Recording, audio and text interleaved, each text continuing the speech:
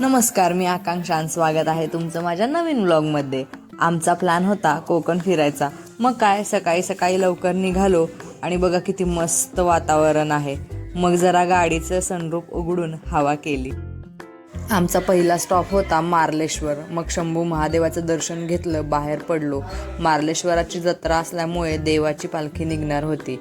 यात्रा पण जरा जोरातच भरली होती. तिथलं देवदर्शन झालं आणि निघालो पुढच्या प्रवासाला. परत आलो आम्ही आरेवारेला. तेच ते स्वप्नील जोशीवाले. किती सुंदर आहे. हे आमच्या भाऊजींना सांगत होते की आयुष्यात एवढं पुढं जायचं, कुणाला घावायचंच नाही. आरेवारेला थोडा वेळ थांबून आम्ही एक किल्ला पाहायला गेलो. नाव होतं पूर्णगड.